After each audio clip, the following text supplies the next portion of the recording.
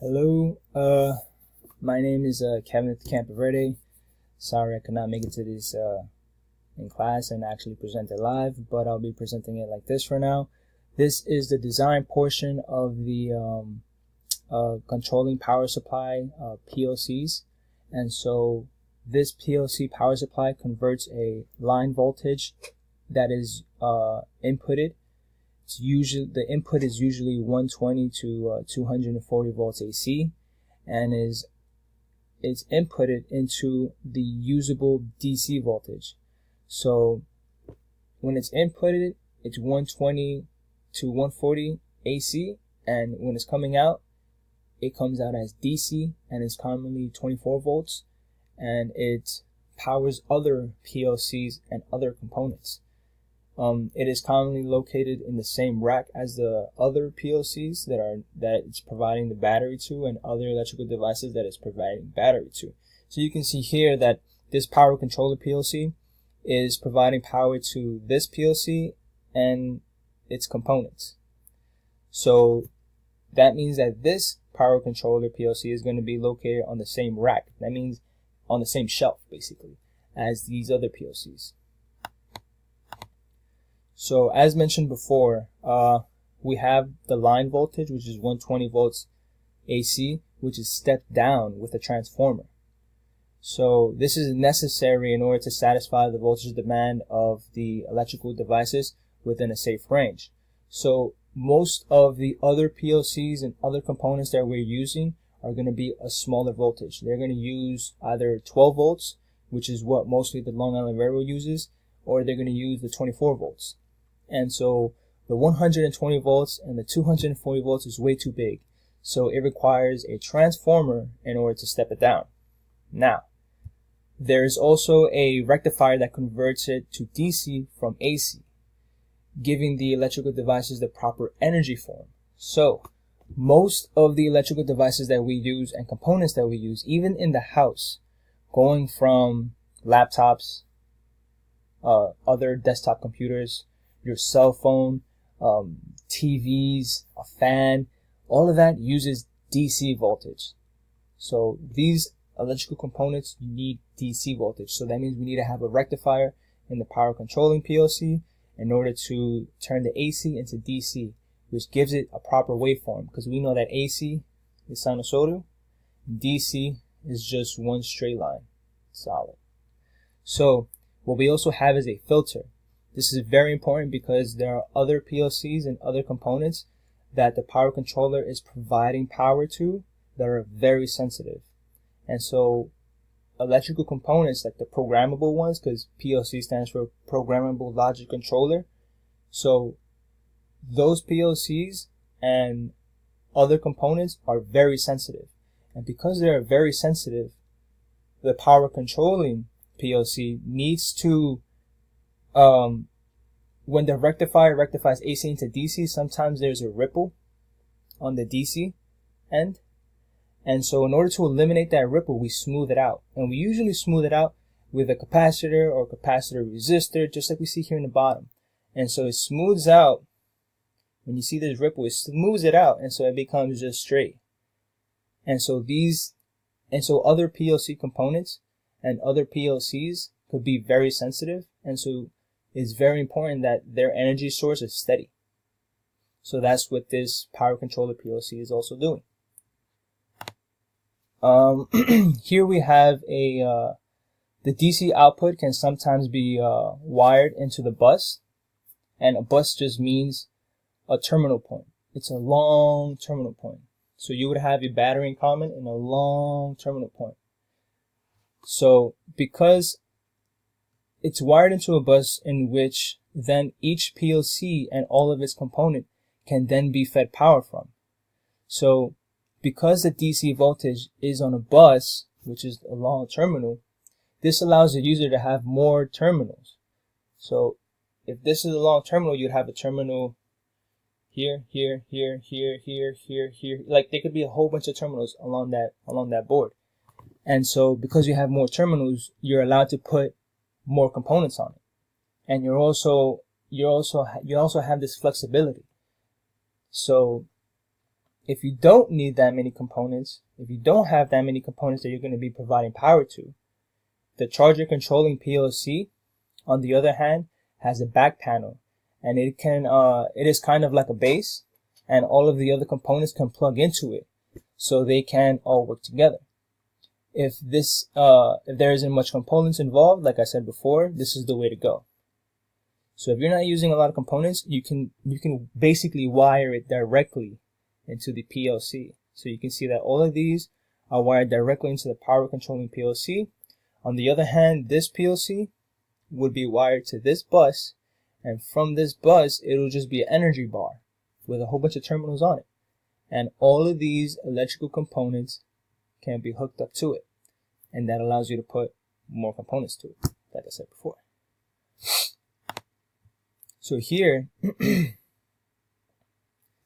PLC power supplies can come in different sizes and power rating depending on the PLC itself, just as the PLC comes in different sizes for different applications. As I mentioned earlier, the common output voltage is 24 volts DC, and on the PLC's power supply. The different sizes are going to reference current and can be rated in amps or amperes. The higher the current that is going to be used requires more components and bigger components as well, which occupy more space. So the common current rating for the PLCs for other PLCs and components are anywhere from 2 to 10 amps for a small system, and up to 50 amps or larger for more powerful controllers. This is an important rating for engineers and maintainers to personally consider when designing a system or even modifying one. And so here you can see on the side, the power controlling PLCs, the smaller they are, the less current they're going to be actually supplying. So if you're going to be supplying a small amount of current, then this short one will be fine. It only supplies 2 amps. If you need more, then you'll need a bigger one, 10 amps. And if you need a lot more, then you'll need a lot bigger one, a whole lot bigger one, which is going to be 50 amps. Basically what I'm trying to say is that the size of the PLC charger controller correlates to how much current or how much power is going to be putting out. So that's also pretty important. You need to be aware of, one, how much power you're going to need. You already know the voltage that you're going to be putting out. So through Ohm's law, you can solve and figure out how much current you're going to need. And by knowing how much current you're going to need, you'll also know how big of a power controller you're going to have. So as mentioned before, the more current you're going to use, the bigger you're going to have it. So this is important because sometimes you won't be able to put it on the rack. So you could put it on the rack sometimes where the other components are that you need to provide power from. But if it's too big, then you can put it somewhere else. All you have to do is just wire it to it. You'll have to make a longer run. Here, this is also very important.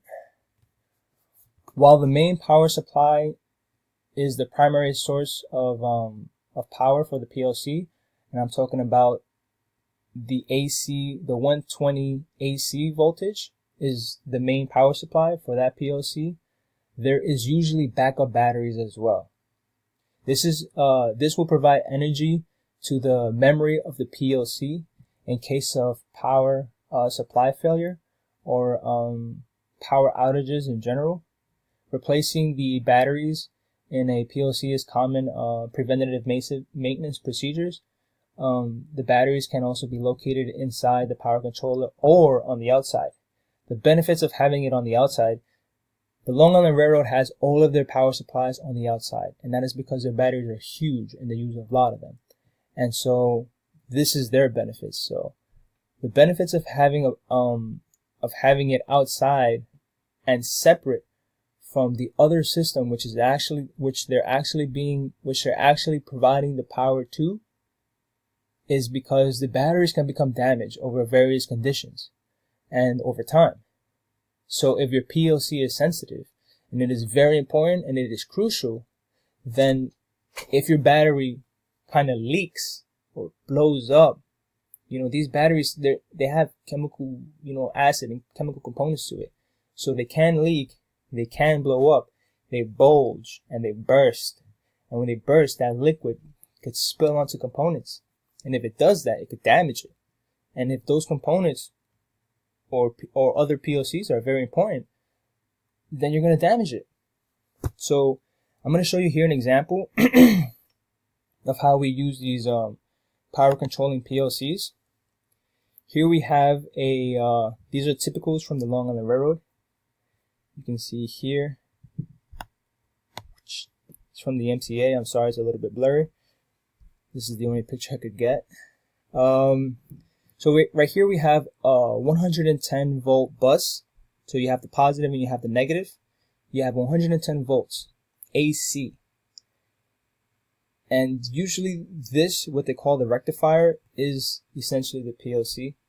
So the PLC here will rectify, and it will step down, and it will smooth out the energy. And it's all programmable. I'll show you that in a little bit. To a B and an N bus. This is an N bus, and this is a B bus, because this doesn't just end here. This thing runs off the page, and it goes like to a whole bunch of other stuff. Just like this. You see how this AC bus is connected to a whole bunch of stuff? On another page, they have a B and N bus, and it's connected to a whole bunch of more, more components and more stuff. So this B and N bus is connected right here. And now the example that I want to give you is, where is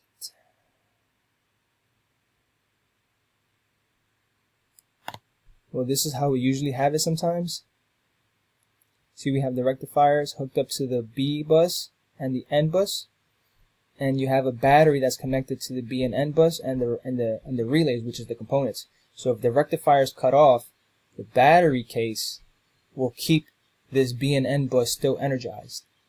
And that is very important, because right here, where is that picture? Give me 1 second. Shoot, I just had, oh yeah, this is the picture. Sorry about that.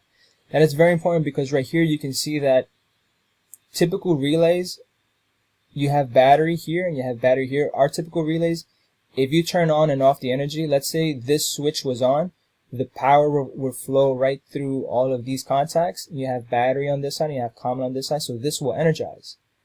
So if the battery is there, it picks. But if you lose battery momentarily, if you lose your energy momentarily, it'll drop, and then you get it back and it'll pick. The problem with that is that it drops and picks. You don't want that to happen.